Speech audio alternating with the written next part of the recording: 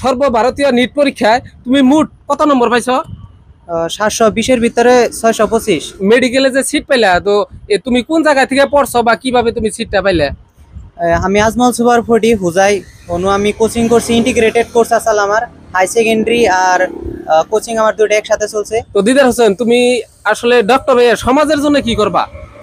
আমার ছোটকালের থেকে আশা আসাল যে আমি গরিবদের সহায় করবো, আর সামাজিক সেবাটা হলো একটা সব মানুষের কর্তব্য। আমি সেটাই পালন করবো, সমাজের সেবা করবো আর গরিব মানুষের সেবা করবো। আসসালামু আলাইকুম, নমস্কার। তো খুবই খুশির বিষয়, আমাদের এই এলাকার বালাগাঁও ক্ষুদ্রকুচির ছেলে দিদার হোসেন সর্বভারতীয় যেটা নেট পরীক্ষা হলো, সেই নেট পরীক্ষা সুখ্যাতিরে ভালো নম্বর পেয়ে পাশ করতে পারেছে।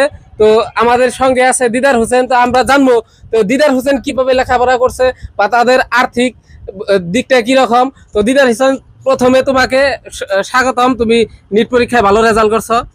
Thank you. তো দিদার হোসেন, সর্বভারতীয় নিট পরীক্ষায় তুমি মোট কত নম্বর পাইছো? 720-এর ভিতরে 625। তো 720-এর ভিতরে 625 নম্বর পাইছে, ভালো নম্বর পাইছে, ভালো মেডিকেলে সিট পাবো। তো তুমি যে রেজাল্ট করছো, কিরকম লাগতেছে তোমার এই রেজাল্ট হওয়ার পরে?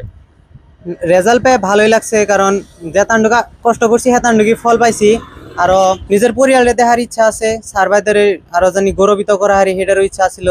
তাই সব আশা পুরা হইতেছে লাহে লাহে, তাই মানে বহুত খুশি হয়েছি।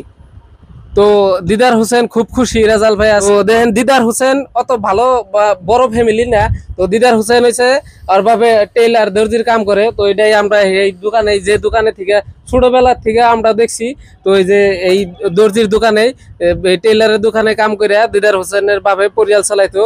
তো খুব বড় ফ্যামিলি না।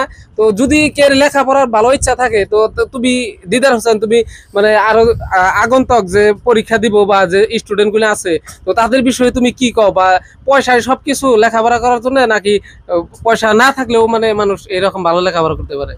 ব্যাকওয়ার্ড ফ্যামিলি যারা পয়সা নেয় তারা তো চিন্তা করার দরকার নাই, ভালো করে পড়ে গেলে সরকারের থেকে সাহায্য পান যায়। তারপরেও নিজেও মানে এখনো বহুত সুবিধা আছে, যেমন লোন নিয়েও সব পড়ান যায়।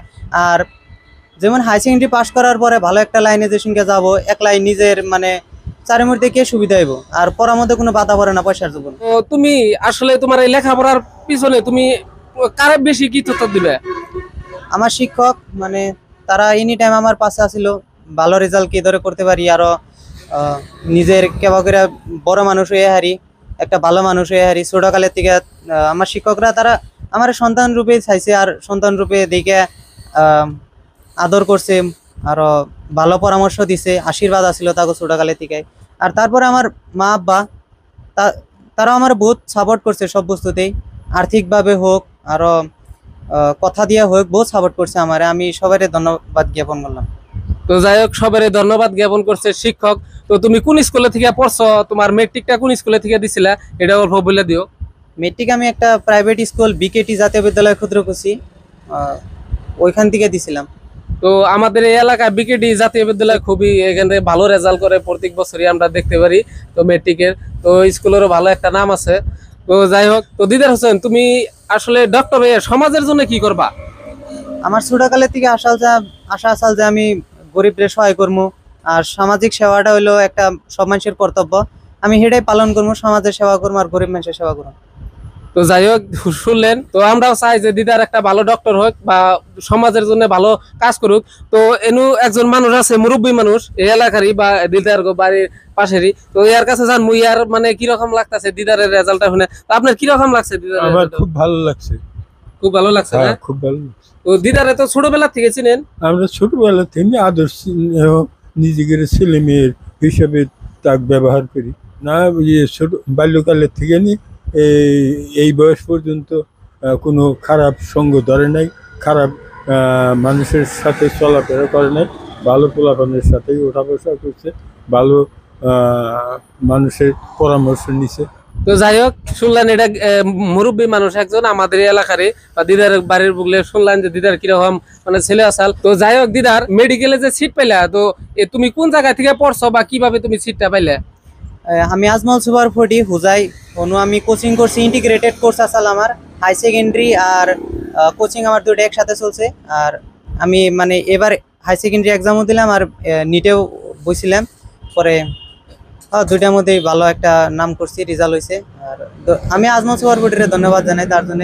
তারা এনি টাইম আমার সহায় করছে কেবা করে পড়ার লাগে, আর বহুত মানে ভালো সুবিধাও দিছিল তারা। তো যাই হোক, দিদার আজমল সুপার ফোর্টির থেকে চান্স পাইছে। তো আমরা সবাই জানি যে আজমল সুপার ফোর্টি আসামে একটা নাম করা একটা অনুষ্ঠান। তো আমিও আজমল সুপার ফোর্টির কর্তৃপক্ষদের ধন্যবাদ জানাই। তো তুমি আজমল সুপার ফোর্টিটা আসলে মেডিকেলের জন্য খুব ভালো প্রতিষ্ঠান নাকি? হ্যাঁ, আজমল সুপার বোর্ডি মেডিকেলের জন্য বহুত উত্তম কবা নিয়ে গেলে, কারণ অনু পরিবেশটা পুরনো পরিবেশ, আর তার উপরেও স্যাররা এনি টাইম লগে থাকবো। আর মানে চাহিদা বহুত বেশি থাকে তাগর ভালো একটা রেজাল্ট করার, ভালো একটা ছাত্রর জীবন করার। যাই হোক, ধন্যবাদ জানাই দিদার হোসেনকে। তো 720 নম্বরের ভিতরে 625 নম্বর পাইছে, তো খুব ভালো একটা নম্বর পাইছে। আর আমরাও কামনা করি দিদার হোসেন একটা ভালো ডক্টর হোক, ভালো একটা মেডিকেলের চান্স পায়, ভালো একটা ডক্টর হোক, আর সমাজের জন্য ভালো কাজ করুক, এটাই আমরা কামনা করছি। তো ধন্যবাদ, আপনারা সবাই দোয়া করবেন দিদার হোসেনের জন্য। ধন্যবাদ।